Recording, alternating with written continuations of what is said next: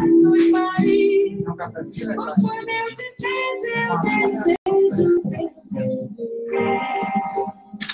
O bloco de pré-carnaval Toco Lula em defesa da democracia está de volta neste sábado, dia 20, na Praça do Carmo, no centro de Fortaleza. Concentração a partir de 9 horas da manhã.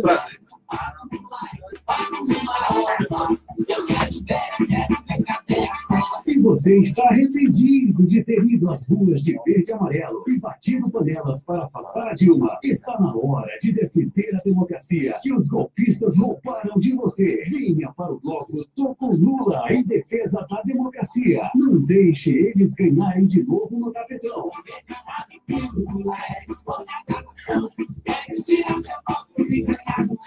Eleição sem Lula é fraude. Não deixe de participar do bloco Toco Lula em defesa da democracia. É neste sábado, dia 20, a partir de 9 horas da manhã. Concentração na Praça do Carmo, no centro de Fortaleza. Apoio Atitude Popular. Sua rádio com atitude. Fernando Henrique Cardoso, em entrevista ao jornal Estado de São Paulo, afirmou que se Lula for condenado e preso, o país não vai tremer. Você concorda com essa opinião do príncipe da privataria tucana ou vai ajudar a fazer o Brasil tremer se Lula for condenado e preso? Lute, vá às ruas, ajude o Brasil a tremer no dia 24 de janeiro. Curta, comente e compartilhe a cobertura completa do julgamento de Lula no dia 24, acessando a fanpage Democracia Participativa ou visite o site atitudepopular.com.br. Uma campanha do programa Democracia no Ar, que acontece de segunda a sexta, de 10 às 11 da manhã, aqui na Atitude Popular, sua rádio com atitude. Atitude Popular. Olá, bom dia, boa tarde ou boa noite. Começa a partir de agora aqui na Rádio Atitude Popular, o programa dos movimentos sociais do Ceará, Democracia no Ar, onde transmissão pela Rádio Classista da FETRACE, Canudos FM 104,5 e Liberdade AM 1310 de Boa Viagem, Camponês FM 95,7 de Crateús e FM 25 de Maio 95,3 de Madalena. Formamos agora a Rede Cearense de Comunicação Popular para a transmissão das lutas e ideias dos movimentos sociais do Ceará. O Democracia no Ar é um programa idealizado pelo Movimento Democracia Participativa e estamos também ao vivo na fanpage Democracia Participativa CE, no Facebook. Agradecemos também a página do Daniel Pio Bezerra, ao blog da Dilma, que está compartilhando o programa, e você que já está fazendo o mesmo agora, desde o início do programa, né? Obrigado de coração. Esse programa tem produção, conteúdo de Esdras Gomes, apresentação dela, Marina Valente, locução técnica e intervenções comigo, Jonathan Neto. Comentários de hoje com Padre Hermano Alegre. Temos o apoio cultural da FBNB, Citaf, Mova-se, Cifar-se, o Show Advogados Associados e Sindicato dos Bancários. Agora 10 horas, 3 minutos. Bom dia, Marina. Sextou? Bom dia, sextou. Sexta-feira começando, nubladinha em Fortaleza, clima ameno e a cidade saúda, né? Porque só o povo cearense para festejar tão bem como festeja o clima de chuva. Mas é isso aí. Queria agradecer a todos vocês que estão ouvindo aí através das nossas rádios parceiras, elas que são importantes colaboradoras do programa. E a vocês que estão nos acompanhando via Facebook. Não deixem de compartilhar, curtir, comentar, porque vocês também são comentaristas desse programa, Democracia no Ar, esse grande programa do Movimento Democracia Participativa, que tem a intenção de levar cada vez mais longe a voz dos movimentos populares. A intenção da gente é furar um pouquinho essa grande mídia aí, que tanto manda nesse nosso país. E finge que não é quarto poder, né, Padre Hermano? Mas é. Hoje nós já estamos aqui com o nosso convidado do dia, Aureliano Mota, que é escritor, né? Já escreveu aí 5 romances e aí está vindo para Fortaleza para lançar o romance A Mais Longa Duração da Juventude. Bom dia, Aureliano. Seja bem-vindo. Muito obrigado. Bom dia, Marina. Bom dia, Esdras, né? Bom dia, Jonathan. Bom dia, o padre Hermano, a quem eu tenho o prazer de conhecer agora pela primeira vez, né? E estou muito contente aqui. Quando o programa estava abrindo, na abertura do programa com o Jonathan, eu me lembrei de um programa no rádio que nós tínhamos no Recife, na Rádio Tamandaré, que era o Acorda Camponês, né? O Acorda Camponês era patrocinado pela FETAP, que era a Federação dos Trabalhadores na Agricultura de Pernambuco. A gente gravava e levava para o ar a partir das 5 da manhã do domingo. Era de 5 às 6 da manhã. E acredite em vocês, sabe? Este Acorda Camponês foi líder de Ibope. Aí o cara disse, líder de Ibope, de 5 às 6 da manhã é fácil. Não, não era fácil, porque ele derrubou um programa tradicional de forró em Pernambuco, que vinha pela Rádio Clube. Ultrapassou o programa do Lacerdinha, entrava às 4 e até às 7. Quando o Acorda Camponês entrava, o forró do Lacerdinha ficava em segundo lugar. E tinha cartas de camponês extraordinárias. Eu me lembrei disso tudo. Eu quero dizer a vocês que eu estou me sentindo em casa. Oh, que bom, que bom. E nós também estamos com a presença do nosso comentarista de todas as sextas-feiras, o nosso querido Padre Hermano Alegre. Eu adoro. Sexta-feira é muito gostoso. Vamos lá. Vamos ao giro de notícias, Jonathan Neto. Vamos sim, agora são 10h06. Democracia no ar. Atitude Popular. Giro de notícias.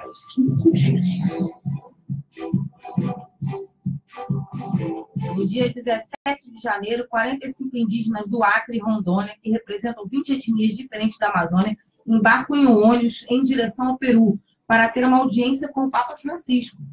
Participarão da audiência cerca de 5 mil indígenas do Brasil e Bolívia, que vão participar desse encontro específico com o Pontífice. O representante do CIMI, André Machado, disse à agência Amazônia Real que as etnias brasileiras apresentarão uma carta de apelo por demarcação de terras, melhorias no serviço de atendimento em saúde, educação e saneamento básico. Entre as etnias estão o povo Apurinã, Jaminawa, Manchineri, Yunikiun, Catuquina, Caxinawa e Xananaua. Olha aí, quase que não sai, Padre Hermano. Vamos à próxima notícia. Acostumado. Giro de notícias. A Justiça Federal do Rio Grande do Sul intimou o líder do Movimento dos Trabalhadores Rurais Sem Terra, MST, João Pedro Stedley, através de uma ação civil pública movida pelo Ministério Público Federal. A intimação foi assinada pelo juiz federal Osório Ávila Neto, que proíbe acampamentos nas proximidades do Tribunal Regional Federal da 4ª Região. Na petição inicial, os procuradores afirmaram que os manifestantes que irão às ruas em Porto Alegre, em defesa de Luiz Inácio Lula da Silva, estariam predispostos a provocar violência e vandalismo. Senhor juiz, vandalismo é o que vocês estão fazendo. Atitude Popular. Giro de notícias. O Pequeno Nazareno, Lar de Crianças Domingos Sávio e Fundação da Terra realizam um bazar beneficente para beneficiar crianças e adolescentes em situação de risco social. Os recursos nos programas de atendimento à criança vão vender equipamentos eletrônicos, perfumaria, brinquedos, roupas, ferramentas e utensílios domésticos, entre os outros produtos apreendidos e doados pela Receita Federal. O bazar acontece de 17 a 21 de janeiro. Para ter acesso, será cobrado uma contribuição de R$ 5,00 por pessoa. Cada comprador deverá apresentar o cadastro de pessoa física, CPF, com o qual poderá consumir até o valor de R$ 1.000. O pagamento poderá ser feito em dinheiro e ainda com cartão de crédito e débito. Esse foi o nosso giro de notícias de hoje. Democracia no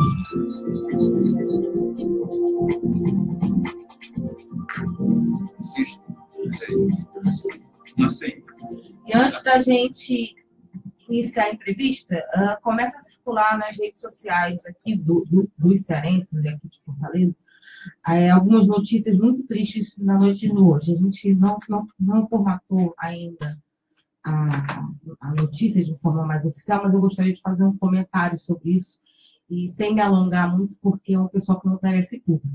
Mas na noite de ontem aconteceu lá no Benfica uma série de ataques de grupos neonazistas chamados Carecas do Brasil. Agora estou com uma sessão, aparentemente, no estado do Ceará, meia dúzia de pessoas que saem por aí por seus próprios problemas, querendo transferir para outros. Inclusive, colaram um cartaz na sede do PCB para marcar um território e, aparentemente, houve uma agressão a pessoas negras na Praça da Gentilândia. É uma notícia muito triste, a gente não gosta de dar muito palco a essa gente, porque quando a gente dá palco, eles gostam da propaganda, né? Mas, como já está começando a circular, em breve, possivelmente vai sair na grande imprensa, é importante que a gente dê com a versão da gente e a gente fale sobre isso, né, Padre Hermano?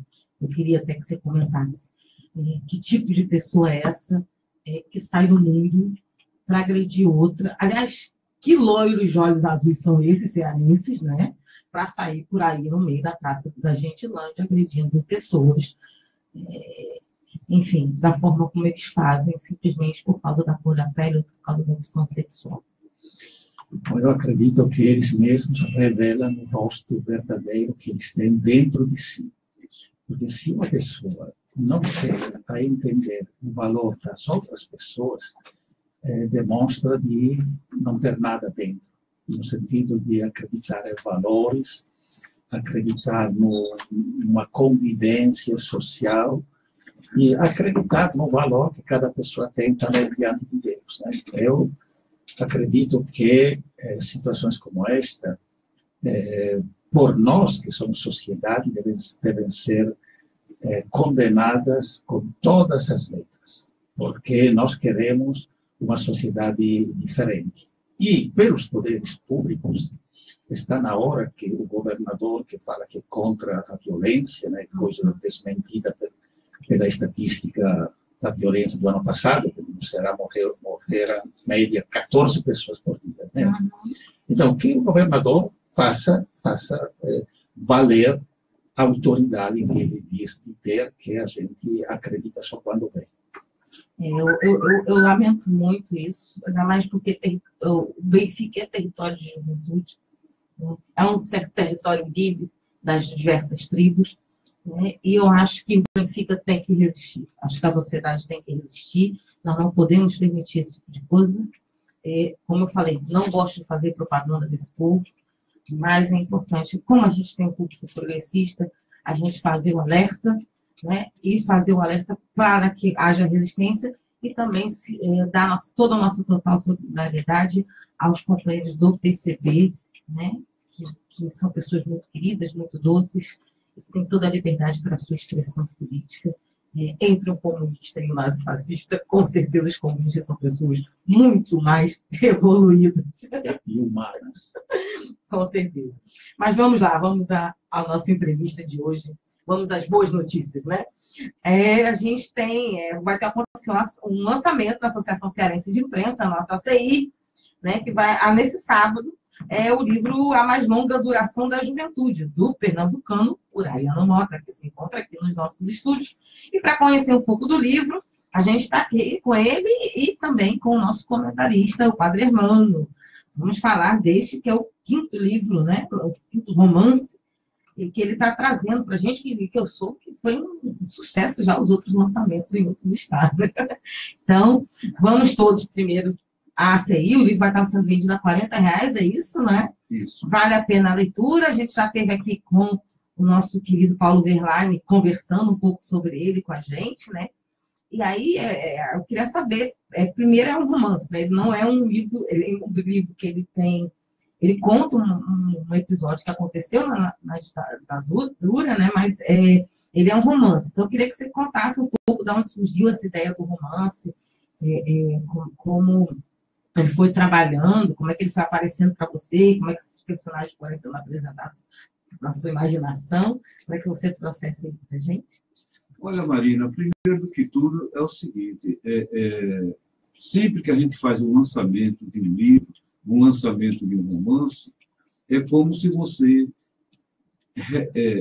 renascesse, tivesse um renascimento de vida, ou, para usar uma linguagem que todo adolescente entenderia, é como a primeira namorada, é como o primeiro amor, entende? Sempre no lançamento é isso.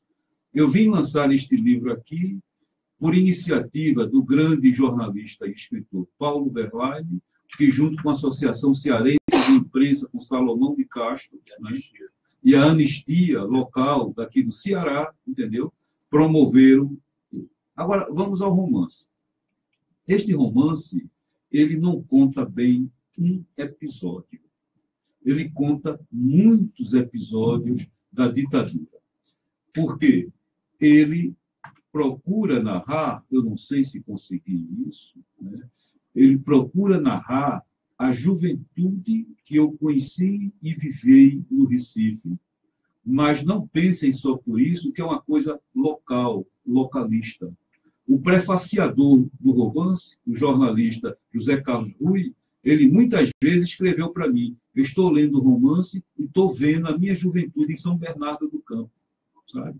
Quer dizer, aquela juventude que resistia à ditadura, ela é uma juventude universal, porque houve jovens à semelhança, como nós no Recife, e nós no Recife recebemos, inclusive, a influência de militantes de outros estados que chegaram lá, como a grande Mirtes, daqui de Fortaleza, que liderou a Revolução das Saias aqui em Fortaleza, né? A grande Mirtes. Nós recebemos o militante gaúcho Zé, militantes cariocas, militantes paulistas, até porque o Recife, na época da ditadura, o estado de Pernambuco em particular, era tido assim, digamos assim, como um estado ideal para a pregação socialista.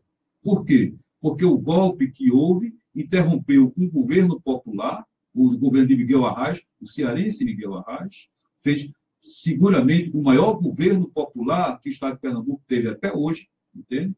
Havia o governo Miguel Arraes, havia o socialista de fato, o Pelópio da Silveira, né? E havia o quê? E havia Paulo Freire, o educador Paulo Freire, sabe? Extraordinário. Havia a grande liderança de Gregório Bezerra, havia Francisco Julião do Campo, está entendendo? E depois, quando há o golpe, chega outro cearense para levantar os ânimos nossos, que foi Dom Helder Câmara, do Recife, né? No Dicionário Amoroso do Recife, que eu escrevi, um dos capítulos é dedicado a Dom Helder Câmara, mostrando o grande papel e o extraordinário papel que ele teve no Recife com a juventude. Então, é o seguinte, essa narração é uma contagem, é uma narração da juventude que eu vi. E aí, como é que surge a ideia do romance? A ideia do romance surge quando morre um militante comunista, amigo meu, né, o Marco Albertino. E quando eu estou próximo ao necrotério, eu digo, isso não vai acabar assim. É isso.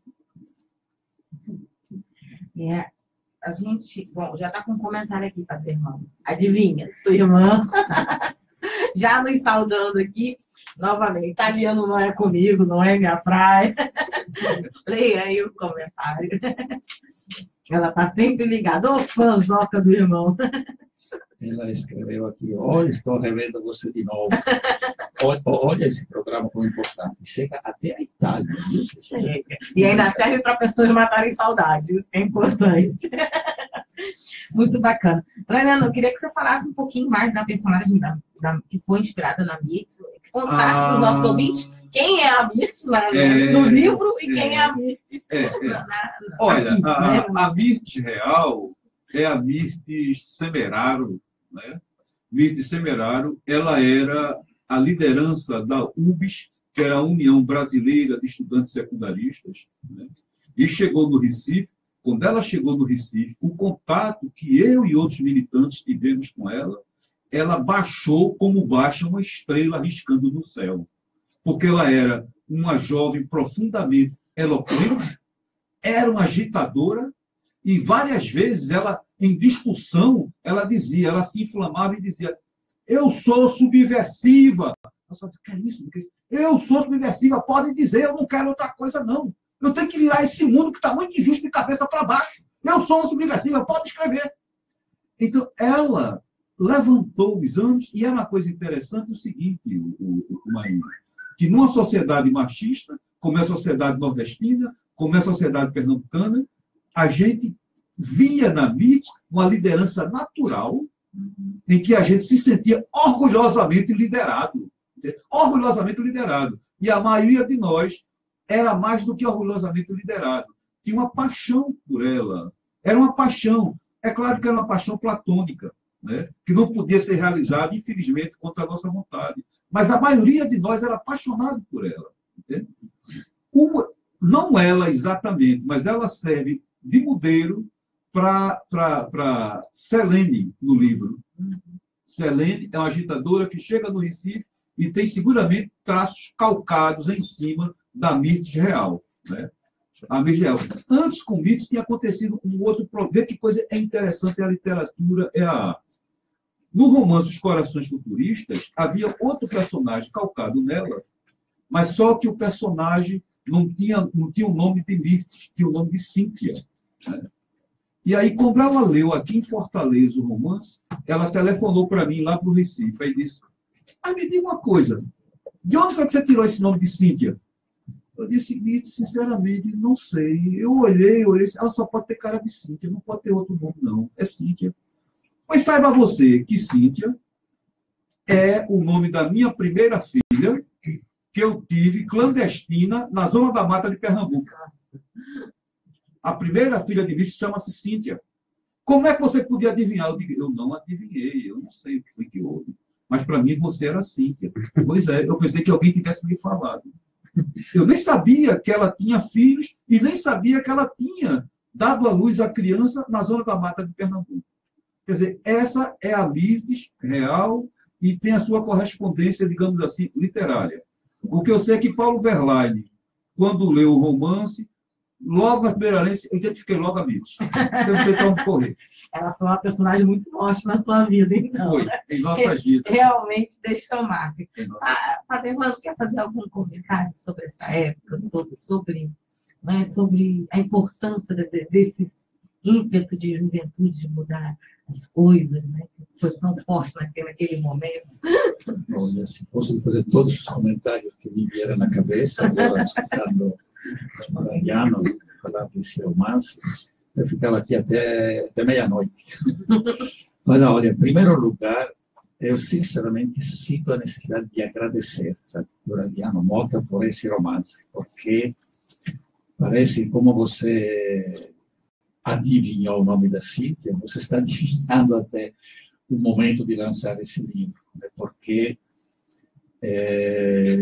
muitos jovens estão participando hoje da luta política, né? Não só do Fora Temer, mas na tentativa, no esforço, né, sabe, de se dedicar a construir uma sociedade diferente.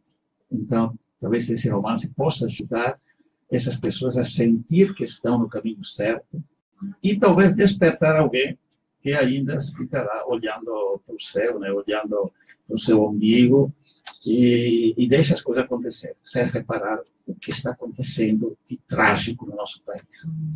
Então, muito obrigado, em primeiro lugar, por ter de lançar amanhã. Eu juro que amanhã só se morrer essa noite, não vou. Mas eu vou mesmo, certo? Nesse lançamento. E isso me convence ainda mais de uma coisa. Tem algumas coincidências também que está acontecendo comigo nesses dias, né? Que eu cheguei ontem de uma ida lá no interior da Bahia, fui celebrar uma missa num quilombo da Diocese de Bom Jesus da Lapa, do município de Bom Jesus da Lapa, que é um quilombo ao redor do qual estão outros 10 quilombos. Uma região cheia de quilombos.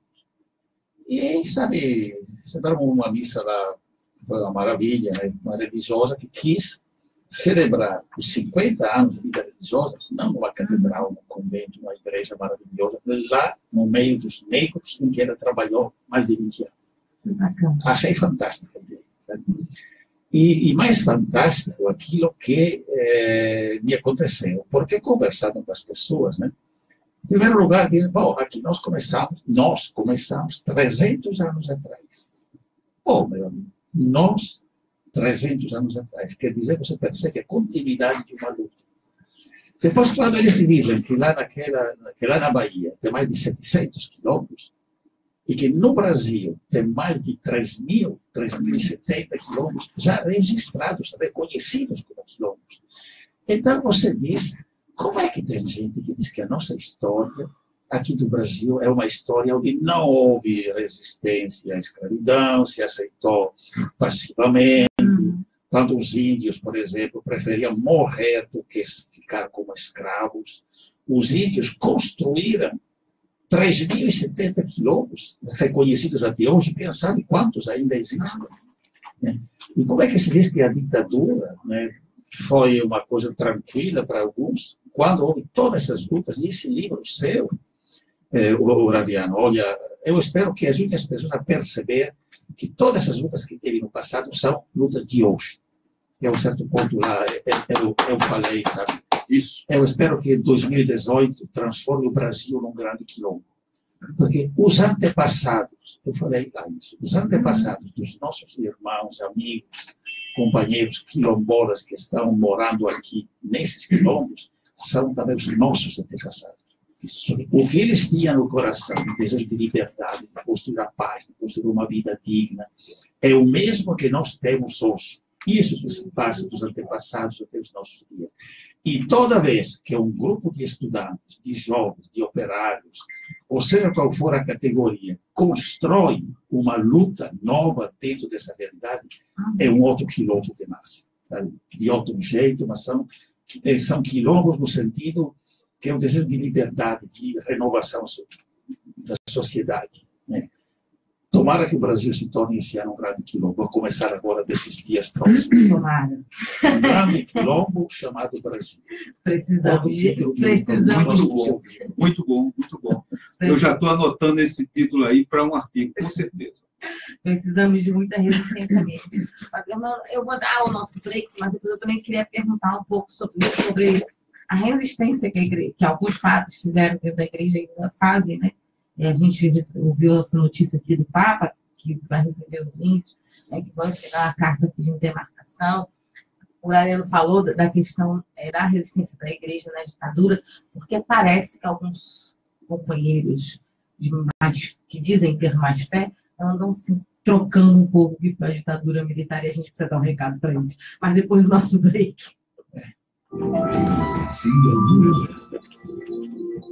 Bem, você está ouvindo, estamos ouvindo, conferindo o programa Democracia no Ar, que é um espaço dos movimentos sociais do Ceará.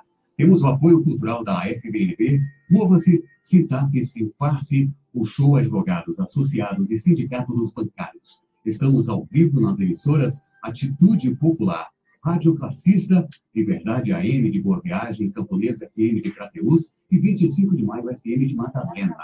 Logo mais, a Canudos FM de Boa Viagem, aí no decorrer da sua programação local, vai reprisar este programa. Estamos ao vivo na página Democracia Participativa CE no Facebook, na página do Daniel Pio Bezerra, o blog da Dilma e outras páginas pessoais estão compartilhando o programa Democracia no Ar. Esse programa é uma realização do movimento Democracia Participativa. Te peço mais 2 minutinhos e a gente volta em definitivo com a segunda parte do programa de hoje. Democracia no Ar.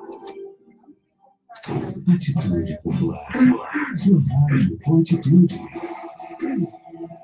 Fernando Henrique Cardoso, em entrevista ao jornal Estado de São Paulo, afirmou que se Lula for condenado e preso, o país não vai tremer. Você concorda com essa opinião do príncipe da privataria tucana ou vai ajudar a fazer o Brasil tremer se Lula for condenado e preso? Lute, vá às ruas, ajude o Brasil a tremer no dia 24 de janeiro. Curta, comente e compartilhe a cobertura completa do julgamento de Lula no dia 24, acessando a fanpage Democracia Participativa ou visite o site atitudepopular.com.br. Uma campanha do programa Democracia no Ar, que acontece de segunda a sexta, de 10 às 11 da manhã, aqui na Atitude Popular, sua rádio com atitude. O bloco de pré-carnaval Toco Lula em defesa da democracia está de volta neste sábado, dia 20, na Praça do Carmo, no centro de Fortaleza. Concentração a partir de 9 horas da manhã.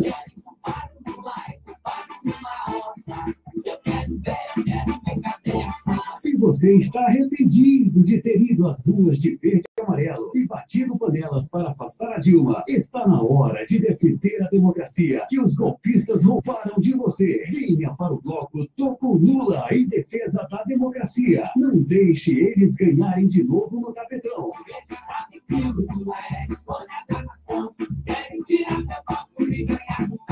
Eleição sem Lula é fraude. Não deixe de participar do bloco Tô com Lula em defesa da democracia. É neste sábado, dia 20, a partir de 9 horas da manhã. Concentração na Praça do Carmo, no centro de Fortaleza. Apoio Atitude Popular. Sua rádio com atitude.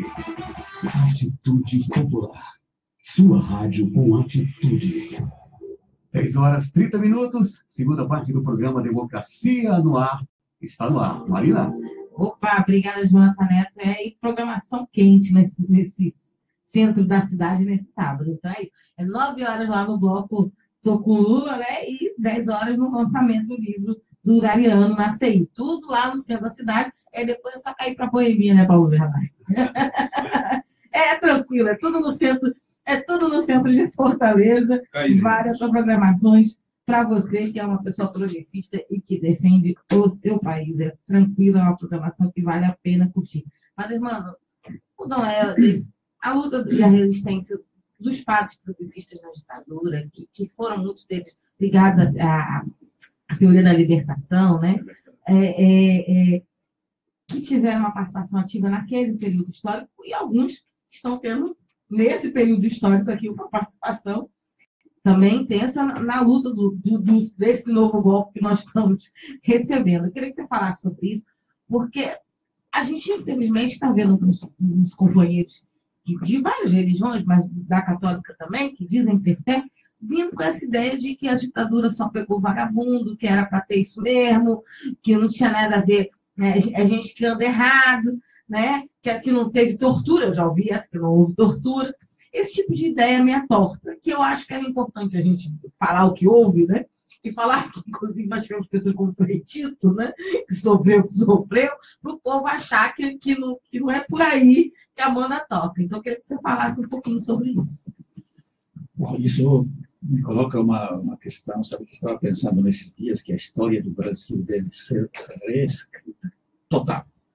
Do dia que alguém chegou aqui da Europa, que pisou no solo brasileiro, naquele momento de viagem deve recomeçar tudo de novo, reescrever a história.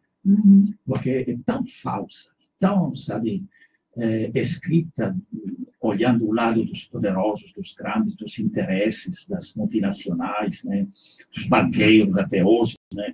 Então, também com relação ao passado, sabe, quem deve reescrever essa história são aqueles que fizeram a história verdadeira, que é a história de lutas, de resistências, inclusive com igrejas que participaram dessas resistências, né? Eu tenho vários amigos que sofreram os diabos na ditadura passada, de 64.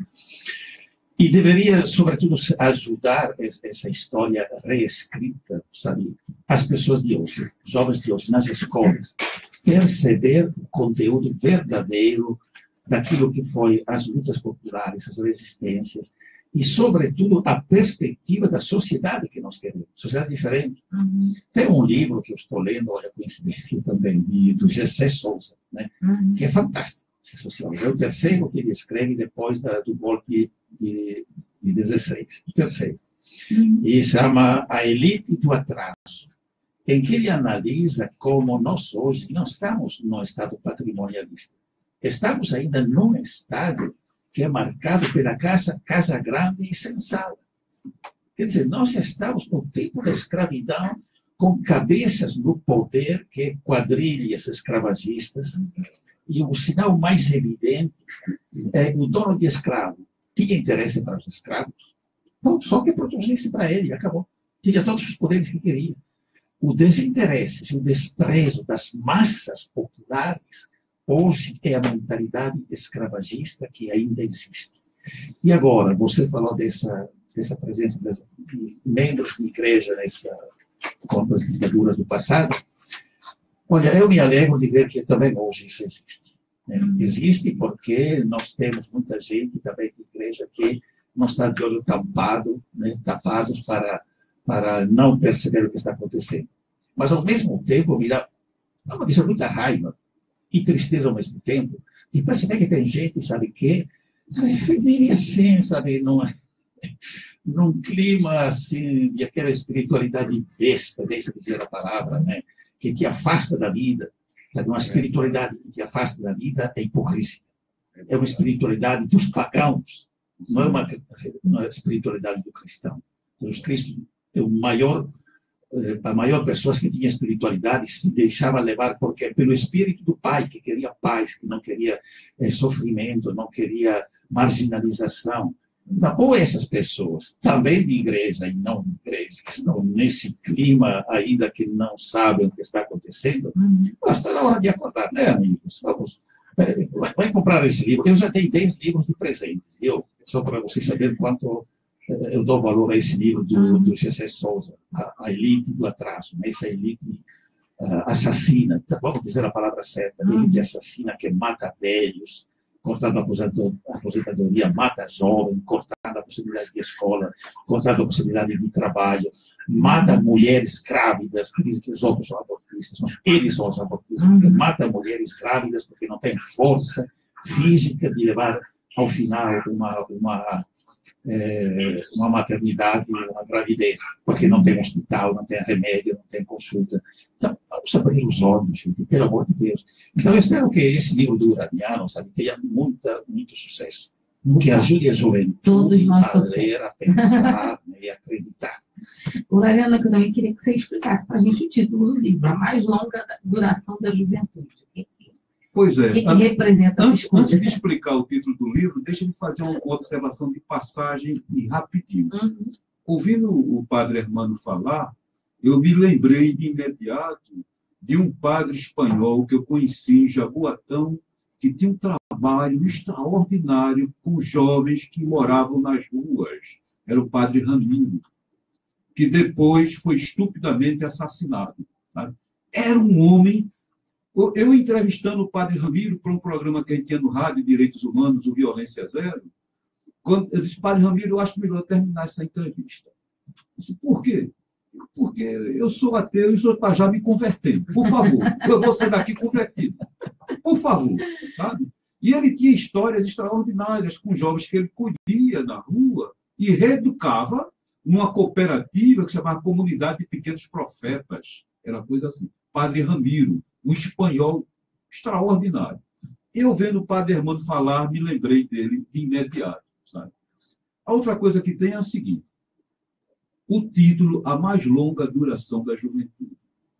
Quando eu comecei a escrever o romance, esse título, para mim, não estava claro. Porque acontece o seguinte, se existe uma coisa difícil para a gente que escreve, é dar título ao livro e dar título a personagens. Eu fico como louco procurando o título de personagem, mas não é simplesmente chamar o cara de Carlos, José, Antônio e Maria. O personagem tem que ter cara de Carlos, José, Antônio e Maria.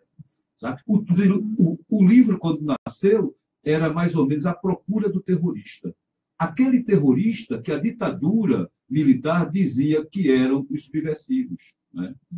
Mas aí, no transcorrer, eu vi uma coisa extraordinária, que foi a seguinte: um personagem, no curso da fala, ele cita um poema de Goethe, em que Goethe fala sobre... É mais ou menos isso. É mais ou menos isso. É o seguinte, ele dizia o seguinte, que se nós permanecemos, se nós continuamos a nossa atividade, pode ser que a gente ganhe uma outra vida. Ou então, quando a morte chegar, nós continuemos a nossa atividade, porque o homem em atividade, o homem em trabalho, ele prolonga a sua vida além desta. E depois, no transcorrer do romance, um personagem diz para o outro, conversando lá em Olinda, no Bar de Peneira, né? Conversando a partir do uso ou não uso do Viagra. Né? E eu dizia, mas, rapaz, eu não gosto desse negócio de Viagra, porque esse Viagra é uma coisa artificial, é coisa de laboratório, não dá, coisa e tal, sabe? Não dá. Aí o outro disse, nós não somos velhos. Aí o cara diz, realmente, nós não somos velhos. Nós não perdemos a tesão de mudar o mundo.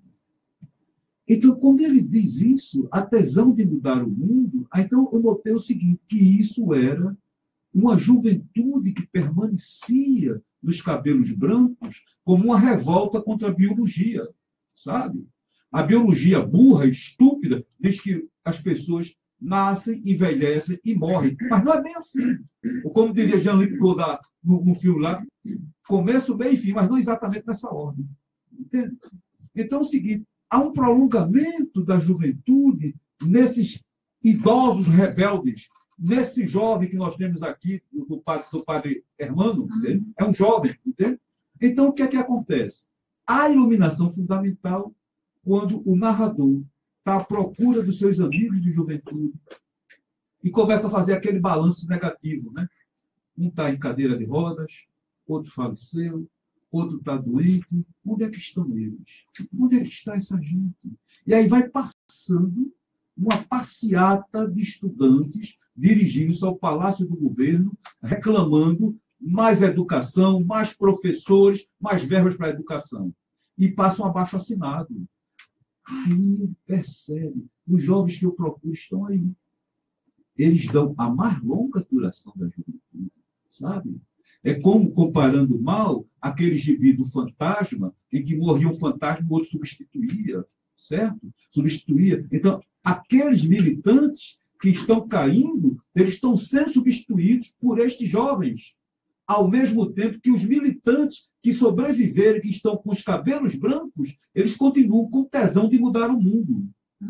Pode até não ser suficiente para o sexo, mas é fundamental para a vida.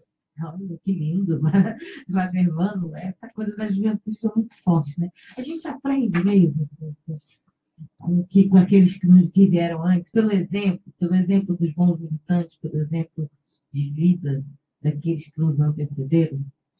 Olha, eu acho que esse é o sentido profundo da vida, sabe? Porque eu posso até acabar com a minha vida um dia, né? Minha vida acaba, é a lógica nossa, mas a vida eu escrevo com V maiúsculo. A V dos jovens de ontem, os jovens de hoje. Quando você fala os velhos jovens de cabelo branco. Isso. Quer dizer, morre quando não acredita mais na vida, não acredita mais na construção de uma sociedade. Então, quando se deixa vencer pelo desânimo, né? Pelo desânimo, não vale mais a pena, não serve mais para nada, né? Mas eu até posso entender, sabe, que uma pessoa, a certo ponto, canse, porque somos humanos, não tem jeito, né? Mas se você olha para a cara dos outros, meu amigo, olha quantas caras existem ainda, sabe, decididas, que você lê nos olhos das pessoas a vontade de dizer, não, isso não está certo, o mundo deve ser diferente, né? E quando você o Radiano falou do ateu, né, eu me lembrei do Cardeal Martini de Milano, que morreu agora faz 2, 3 anos, né? Sim. Quando escreveu foi publicada uma entrevista dele e de um ateu italiano. Eu não lembro o nome desse ateu italiano. Sim. Mas eu sei que quando disseram para o Cardeal Martini, o senhor tem uma entrevista com um ateu? Sim, porque nós precisamos muito desses ateus também nessa sociedade de hoje. Sabe? O ateu é quem não acredita na vida, sabe?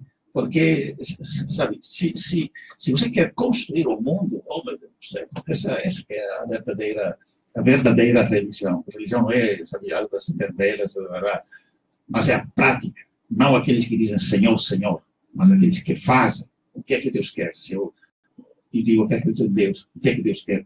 Deus quer toda essa porcaria que acontece, toda essa opressão, esse sofrimento, gente jogada no lixo, não. Esse Deus não existe, esse Deus é o Moloch. Não terceirizem para ele, né? Aliás, tem muitas tirinhas sendo feitas falando justamente isso, né? Que é ruim agora, daí está terceirizando para lá para cima. O Daniel Bezerra está dizendo, meu grande amigo Adriano Mota, um carinhoso abraço. Perguntinha, quanto custou a reunião do Vampiro Temer com a liderança dos pastores evangélicos no Palácio do Planalto? É a catucada de Daniel aí. Gente, eu queria também fazer mais uma pergunta, que é a seguinte. Eu sinto assim, quando você escreve uma obra, quando você escreve um livro, né? De alguma forma você está querendo colocar aquilo que vai no peito, na memória para fora, mas ao mesmo tempo você também quer dar um recado para quem vai ler, né? Claro. Qual foi esse recado, Daniela? Ele veio intencionalmente nesse período que você está vendo a situação política do país, a situação também de uma resposta das juventudes que começam a retomar as ruas, né? Qual é a mensagem que você pretende deixar através dele, assim, sem querer conduzir muito o olhar dos leitores, mas claro. O que você queria dizer para eles? Primeiro, eu quero dizer o seguinte, né? Que só existe vida enquanto houver resistência. Essa é a primeira coisa, né? Porque, repare bem, a imortalidade, ela existe na mortalidade. O que é a imortalidade existir na mortalidade? Porque a vida é aquilo que é resistência ao fugaz, é aquilo que é resistência ao que passa, ao que foge. E qual é a resistência? Essa é a expressão da vida. Você, todo mundo, nisso eu concordo, sabe, com a pregação, sabe, dos grandes agitadores da igreja, sabe? Você dará contas do seu ato, do que você fez na sua vida. Então, todos nós temos que dar conta do que nós fazemos na nossa vida. Então, é o seguinte, se o padre Hermano é o homem cujo talento maior é a pregação, é estar presente em quilombos, ele não pode fugir disso. Não tem condições. Se fizer isso, ele morre. Ele está morto. Certo? Então, é o seguinte, qual é a minha ferramenta? Qual é a minha ferramenta? Eu não sou exatamente um pregador. Eu não sei nem pegar no 38. Se eu pegar no 38, é capaz do tiro sair pela culatra. Entende? Mas o que é que acontece? A minha arma é escrever. Então, eu vou dar conta do que eu faço, do que eu escrevo, do que eu escrevi. Não importa. Repare bem, tem a diferença entre o escritor e o escrivão. O escrivão, muito escritor funciona como escrivão, porque ele funciona como burocrata. Primeira coisa. A gente não escreve, sabe, para cumprir simplesmente um expediente. Não é isso. Entende? Você tem que escrever com a alma. Ou, do contrário, vai fazer outra coisa. Vai fazer outra coisa mais produtiva. Né? Vai equilibrar uma bola na ponta do nariz, diante do trânsito, sabe? Vai ser uma acrobata, sabe? Vai fazer cover de Roberto Carlos. Certo? Você escreve com a alma. A outra coisa que tem é a seguinte, é que há um conceito difundido que os escritores têm extraordinária imaginação, porque fantasiam, isso é balela, isso é furado, isso é mentira. Toda arte, ela está calcada no real. Todo escritor é autobiográfico, quer queira, quer não. Por quê? Porque no romance é parte da sua própria experiência de vida. Eu não posso contar para mim, num livro meu, o que é a pregação no quilombo. Gostaria muito de saber disso, mas o padre Hermano, quando ele escrever isso, ele sabe fazer. Entende? Quer dizer, a gente só parte do que é da nossa própria vida. Todo escritor é autobiográfico. E fica pousando de que tem grande imaginação, fantasia besteira. Um dos maiores escritores que já houve da humanidade, chamado Gabriel Garcia Marques, toda a família dele se identificava. Eu conheço esse personagem, é esse, fulano é aquele, ciclano é aquele, principal. Balzac, quando escreveu a Comédia Humana, que até dizia o seguinte, que Balzac, com a Comédia Humana, aumentou o registro civil na França, de tantos personagens que ele criou. Sabe? Pois Balzac, ele era capaz de acompanhar pessoas pelas ruas de Paris para saber onde moravam, onde viviam, quem é aquela costureirinha, quem é fulano, quem é cicrano, entende? Quer dizer, a arte, a literatura, não só a literatura, como a pintura também, Da Vinci, ele pintou muitos apóstolos que eram encarnações de bêbados, pessoas embriagadas, eram os modelos, ele trazia para os apóstolos, ele trazia, dava uma nova versão aos apóstolos. Entende?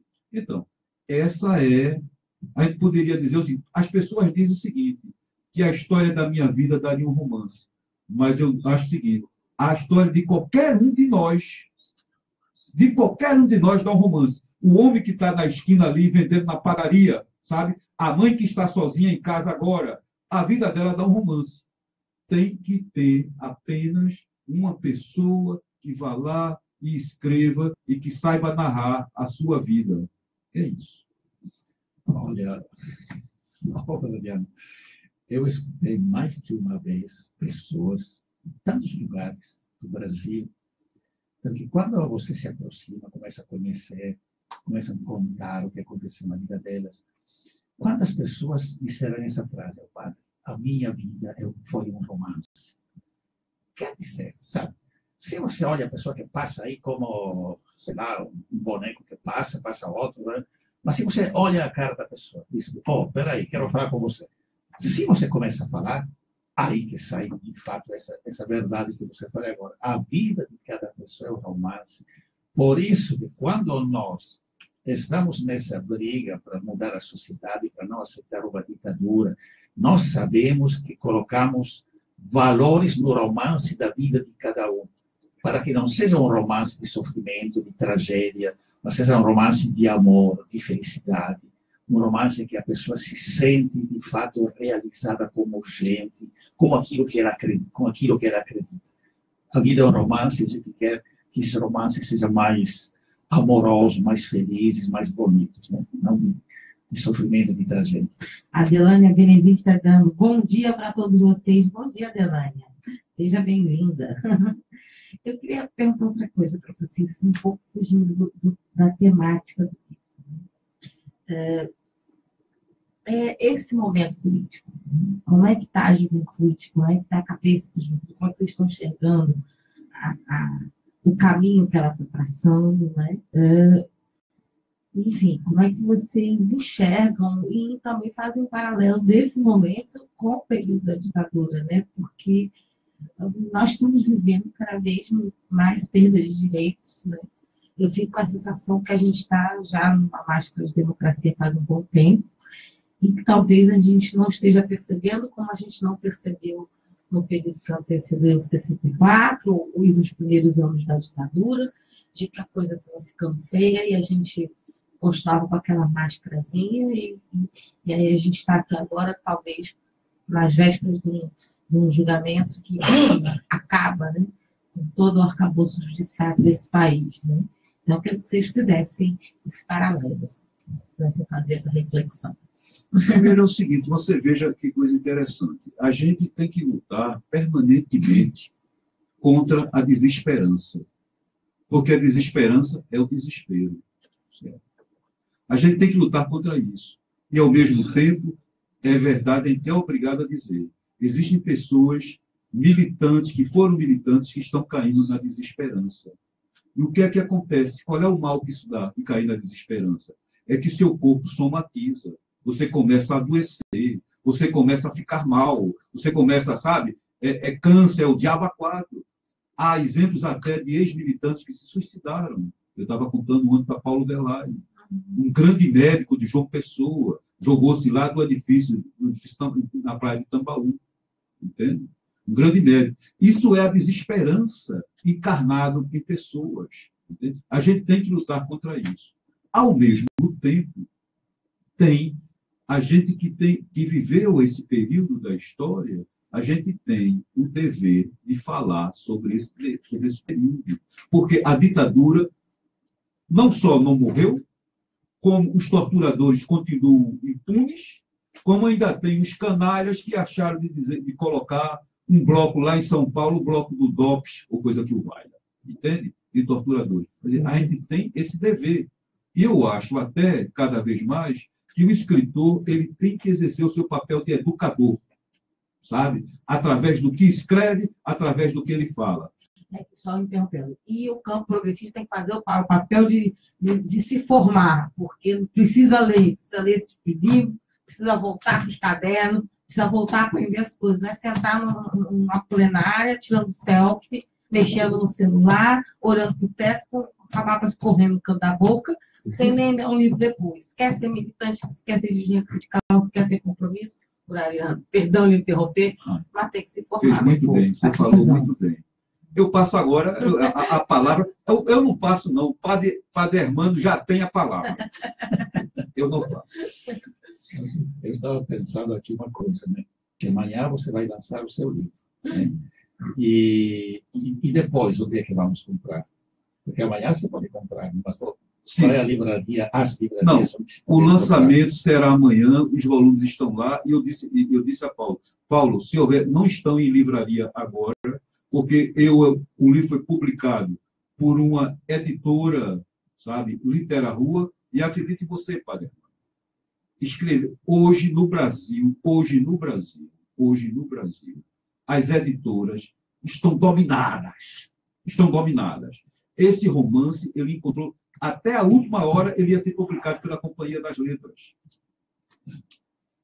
No frigir dos ovos, o cara disse, infelizmente, tinha muito interesse, mas a gente não dá agora, coisa e tal.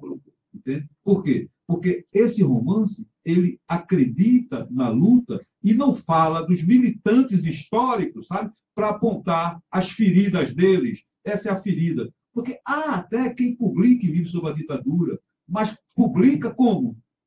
Dando uma por cima, de que a luta daqueles caras não valeu nada. Sabe? Como se fosse peça de museu. Peça de museu, fazendo... Mas não é isso. Essa é a mais luminosa juventude que eu vi até hoje.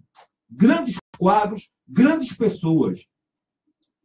Amanhã, por enquanto, padre Hermano, ele será vendido. Eu disse a Paulo Verlaine, se ultrapassar o que a gente trouxe, Paulo, eu vou tomar o nome das pessoas e mandar para casa de Paulo Verlaine via aérea. A gente está nos 4 minutinhos finais, padre Hermano, vou lhe passar a palavra, mas só lembrando que amanhã, 10 horas, na Associação Cearense de Imprensa, a CI, ali no centro, pertinho da Praça do Ferreiro, um lugar que está uma vista linda, um auditório maravilhoso. Estaremos lá com o Paulo Verlaine, com o nosso querido Salomão de Castro, que é o presidente da associação, e com o Ariano. E aí a compra do livro é boa, porque você ganha um autógrafo, né, na hora. Então, o livro ganha vida, ganha uma coisa mais pessoal, né? Padre Hermano. O que você falou agora, o Ariano, é a censura. É a censura. Sabe, é interessante quando o governo Lula, Dilma, falava de regulamentar a imprensa, opa, lá vai a censura da esquerda contra a sociedade. A sociedade está sendo censurada. Mas eu acho que seria bom, talvez, encontrar um jeito, né, de que esse livro possa ser encontrado em algum lugar. Talvez ou uma livraria que assuma, compra 50 cópias e vende, né, revende. Mas saber, por exemplo, tal livraria ou tal pessoa até tem, porque nós precisamos, sabe, que os que escrevem tenham essa consciência que estão escrevendo. Conversar com o pessoal da Lamarca, Padre Hermano. Pronto. O Padre Verlaine, Padre Hermano, ou Verlaine. Eu quis falar o nome dos dois e não saiu o nome junto. Juntei. Mas o pessoal da Lamarca lá, a professora Adelaide Gonçalves, era uma boa conversa para se ter, para ficar lá, né? Não? Pronto, então nós vamos amanhã para o lançamento. Eu espero que tenha também muitos jovens, porque a categoria, grupo social que hoje nós queremos que seja mais animado. Também aqueles que ficaram olhando até agora pela janela. É isso. Queria agradecer a presença do Raimundo. Espero que o lançamento amanhã seja um sucesso. Estaremos lá e acompanhando, lembrando, 10 horas da manhã, na Associação Cearense de Imprensa, R$40. O autor vai falar um pouquinho do livro, mais um pouquinho do livro para todo mundo, e ainda vai dar autógrafos. Obrigada pela presença, Padre Hermano. É um prazer estar aqui. E também ao Verlaine, que está aqui atrás de mim. Obrigada por... Ficou quietinho, dá um oi aqui no microfone, Paulo Verlaine. Isso. Abraço, Marina.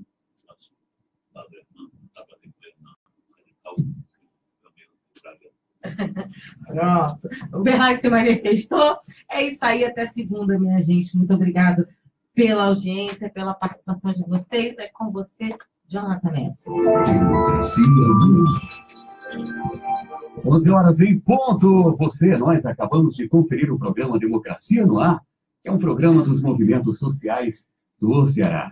Temos o apoio cultural da FBNB, CITAF, CIFACE, Mova-se, Oxô Advogados Associados e Sindicato dos Bancários. Apresentação Marina Valente, produção Esdras Gomes, locução técnica e intervenções comigo, Jonathan Neto, comentários de hoje, Padre Hermano Alegre. Agradecemos as nossas parceiras, as nossas parceiras, a Rádio Classista, Canudos FM, Liberdade AM, Camponesa FM e 25 de Maio FM. Ainda ao blog da Dilma, ao Daniel Pio Bezerra, páginas aí do Facebook, e você também que fez o mesmo, compartilhando o programa de hoje. A todos, a todas, muito obrigado. Semana que vem, a partir das 10 horas da manhã, na nossa segunda-feira, a gente volta com mais Democracia no Ar.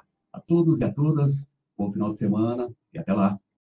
Democracia no Ar.